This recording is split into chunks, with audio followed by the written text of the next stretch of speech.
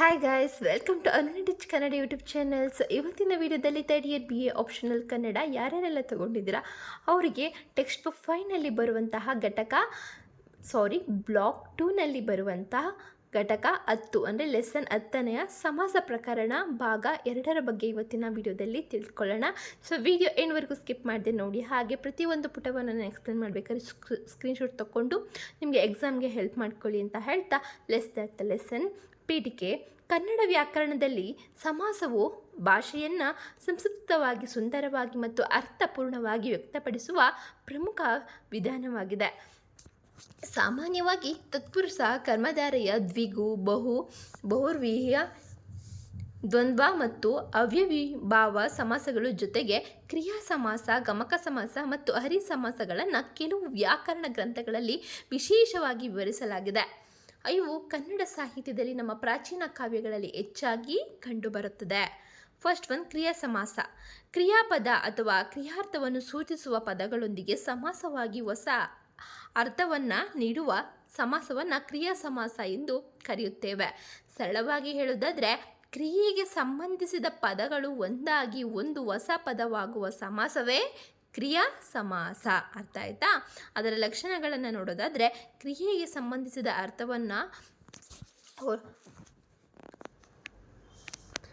ಹೊಂದಿರುತ್ತದೆ, ಕ್ರಿಯೆಯ ಫಲ ಅಥವಾ ಕ್ರಿಯೆಯ ವಿಧಾನವನ್ನು ಸೂಚಿಸುತ್ತದೆ. ಹಾಗೆ ಸಾಹಿತ್ಯದಲ್ಲಿ ಕ್ರಿಯೆಯನ್ನು ಸಂಕ್ಷಿಪ್ತವಾಗಿ ಹೇಳಲು ಬಳಸಲಾಗುತ್ತದೆ. ಉದಾಹರಣೆಗೆ, ಕೈಮುಗಿ, ಕೈ ಪ್ಲಸ್ ಮುಗಿ, ತಲೆಬಾಗು, ತಲೆಬಾಗಿ, ತಲೆ ಪ್ಲಸ್ ಬಾಗಿ, ಮನೆ ಬಿಟ್ಟು, ಹೊರ ಹೋಗು, ಒಳ ಬರು. ಪ್ರಾಮುಖ್ಯತೆಯನ್ನು ನೋಡೋಣ. ಭಾಷೆಯನ್ನು ಸಂಕ್ಷಿಪ್ತಗೊಳಿಸುತ್ತದೆ, ಕ್ರಿಯೆಯ ಅರ್ಥವನ್ನು ಸ್ಪಷ್ಟವಾಗಿ ತಿಳಿಸುತ್ತದೆ. ಕಾವ್ಯ ಹಾಗೂ ಗದ್ಯದಲ್ಲಿ ಹೆಚ್ಚಾಗಿ ಬಳಸಲಾಗುತ್ತದೆ. ನೆಕ್ಸ್ಟ್, ಗಮಕ ಸಮಾಸ. ಗಮಕ ಸಮಾಸ ಒಂದು ಪದವು ಮತ್ತೊಂದು ಪದದ ಅರ್ಥವನ್ನು ಸೂಚಿಸುವ ಅಥವಾ ಗಮ್ಯವಾಗಿಸುವ ರೀತಿಯಲ್ಲಿ ಸಮಾಸಗೊಂಡರೆ ಅದನ್ನು ಗಮಕ ಸಮಾಸ ಎಂದು ಕರೆಯುತ್ತೇವೆ. ಗಮಕ ಎಂದರೆ ಸೂಚನೆ, ಅಭಿಪ್ರಾಯ ಅಥವಾ ಅಂತರ್ನಿಹಿತ ಅರ್ಥ ಅಂತ. ಲಕ್ಷಣಗಳನ್ನು ನೋಡೋಣ. ನೇರ ಅರ್ಥಕ್ಕಿಂತ ಸೂಚ್ಯಾರ್ಥಕ್ಕೆ ಹೆಚ್ಚಿನ ಮಹತ್ವ, ಸಾಹಿತ್ಯಿಕ ಅರ್ಥವನ್ನು ನೀಡುತ್ತದೆ. ಓದುಗರಿಗೆ ಅಥವಾ ಶ್ರೋತೃಗಳಿಗೆ ಗೂಢಾರ್ಥವನ್ನು ತಿಳಿಸುತ್ತದೆ. ಉದಾಹರಣೆಗೆ, ಚಂದ್ರಮುಖಿ ಅಂದರೆ ಚಂದ್ರನಂತೆ ಮುಖವುಳ್ಳವಳು, ಕಮಲನಯನ ಅಂದರೆ ಕಮಲದಂತೆ ಕಣ್ಣುಳ್ಳವನು. ಹಾಗೆ ಸಿಂಹಹೃದಯ ಅಂದರೆ ಸಿಂಹದಂತಹ ಧೈರ್ಯವುಳ್ಳವನು, ವಜ್ರ ಹಸ್ತ ಅಂದರೆ ವಜ್ರದಂತೆ ಬಲಿಷ್ಠ ಕೈ.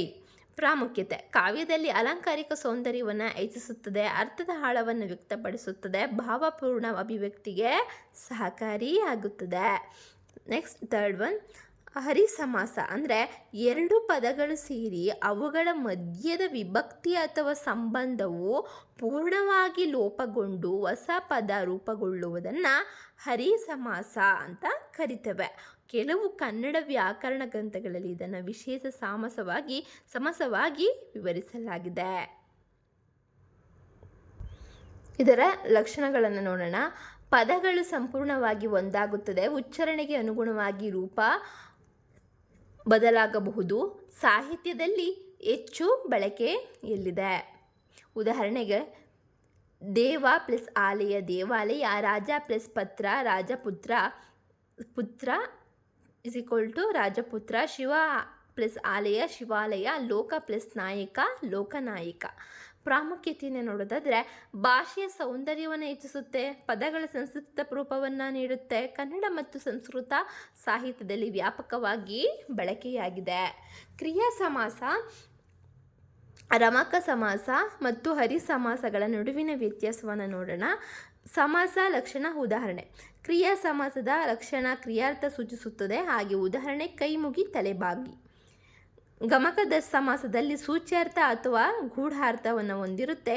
ಉದಾಹರಣೆಗೆ, ಚಂದ್ರಮುಖಿ, ಸಿಂಹಹೃದಯ. ಹರಿ ಸಮಾಸದಲ್ಲಿ ಪದಗಳ ಸಂಯೋಜನೆಯಿಂದ ಹೊಸ ಪದ ಹುಟ್ಟುತ್ತದೆ. ಹಾಗೆ ಉದಾಹರಣೆಗೆ, ದೇವಾಲಯ, ರಾಜಪುತ್ರ. ಸಮಾಸಗಳ ಮಹತ್ವ. ಭಾಷೆಯನ್ನು ಸಂಕ್ಷಿಪ್ತಗೊಳಿಸುತ್ತವೆ, ಕಡಿಮೆ ಪದಗಳಲ್ಲಿ ಹೆಚ್ಚಿನ ಅರ್ಥವನ್ನು ತಿಳಿಸುತ್ತವೆ, ಸಾಹಿತ್ಯಕ್ಕೆ ಸೌಂದರ್ಯ ಮತ್ತು ಗಾಂಭೀರ್ಯವನ್ನು ನೀಡುತ್ತವೆ. ನೆಕ್ಸ್ಟು, ಕಾವ್ಯಗಳಲ್ಲಿ ಲಯ ಮತ್ತು ಛಂದಸ್ಸಿಗೆ ಸಹಕಾರಿಯಾಗುತ್ತವೆ. ಕನ್ನಡ ಹಾಗೂ ಸಂಸ್ಕೃತ ಸಾಹಿತ್ಯವನ್ನು ಸುಲಭವಾಗಿ ಅರ್ಥ ಮಾಡಿಕೊಳ್ಳಲು ನೆರವಾಗುತ್ತದೆ. ಹಾಗೆಯೇ KSOU, KCET, ನೆಟ್ ಹಾಗೂ ಇತರ ಸ್ಪರ್ಧಾತ್ಮಕ ಪರೀಕ್ಷೆಗಳಲ್ಲಿ ಸಮಾಸಕ್ಕೆ ಹೆಚ್ಚಿನವನ್ನು ಮಹತ್ವವನ್ನು ನೀಡಿದ್ದಾರೆ. ಸೊ ನಾವು ಟೆಕ್ಸ್ಟ್ ಬುಕ್ಕಲ್ಲೂ ನೋಡ್ಬೋದು. ನಾನು ಈ ಒಂದು ಟೆಕ್ಸ್ಟ್ ಬುಕ್ಕನ್ನು ಆಧರಿಸಿ ನಾನು ಒಂದು ನೋಟ್ಸನ್ನು ಮಾಡಿರುವಂಥದ್ದು. ಯಾಕಂದರೆ ಟೆಕ್ಸ್ಟ್ ಬುಕ್ಕಲ್ಲಿ ನಿಮಗೆ ಲಾಂಗ್ ಆಗಿರುತ್ತೆ, ಇಲ್ಲಿ ನಿಮಗೆ ಸುಲಭವಾಗಿ ಅರ್ಥವನ್ನು ಮಾಡ್ಕೊಳ್ಬೋದು. ಹಾಗೆ ನಿಮಗೆ ಈ ಒಂದು ಲೆಸನ್ನಿಂದ ನಿಮಗೆ ಯಾವುದೇ ಒಂದು ಕ್ವಶನ್ ಕೇಳಿದ್ರು ಕೂಡ ನೀವು ಆರಾಮಾಗಿ ಬರಿಬಹುದು ಎಕ್ಸಾಮ್ನ ಅನ್ನೋ ಉದ್ದೇಶ ಆಯಿತಾ. ಹಾಗೆ ಅದಕ್ಕೆ ನಾನು ಲೆಸನ್ನು ಕೂಡ ನಿಮಗೆ ಎಕ್ಸ್ಪ್ಲೇನ್ ಮಾಡಿ ತಿಳಿಸ್ತಿರೋದು. ಉಪಸಂಹಾರ. ಕೊನೆಯದಾಗಿ, ಸಮಾಸ ಪ್ರಕರಣನ 2ನೇ ಭಾಗದಲ್ಲಿ ಕ್ರಿಯಾ ಸಮಾಸ, ಗಮಕ ಸಮಾಸ ಮತ್ತು ಹರಿಸಮಾಸಗಳ ಅಧ್ಯಯನವು ಭಾಷೆಯ ರಚನೆ ಮತ್ತು ಅರ್ಥವನ್ನು ಇನ್ನಷ್ಟು ಆಳವಾಗಿ ತಿಳಿಯಲು ಸಹಾಯ ಮಾಡುತ್ತದೆ. ಕ್ರಿಯಾ ಸಮಾಸವು ಕ್ರಿಯೆಯ ಅರ್ಥವನ್ನು, ಗಮಕ ಸಮಾಸವು ಸೂಚಾರ್ಥವನ್ನು ಹಾಗೂ ಹರಿಸಮಾಸವು ಪದಗಳ ಸಂಯೋಜನೆಯ ಸೌಂದರ್ಯವನ್ನು ವ್ಯಕ್ತಪಡಿಸುತ್ತದೆ. ಕನ್ನಡ ಸಾಹಿತ್ಯದಲ್ಲಿ ಈ ಸಮಾಸಗಳ ಬಳಕೆ ಭಾಷೆಯ ವೈಭವವನ್ನು ಹೆಚ್ಚಿಸುತ್ತದೆ. ಸೊ ಇದಾಗಿತ್ತು ಇವತ್ತಿನ ವಿಡಿಯೋ, ಇವತ್ತಿನ ಲೆಸನ್, ಹಾಗೆ ಇವತ್ತಿನ ನೋಟ್ಸ್.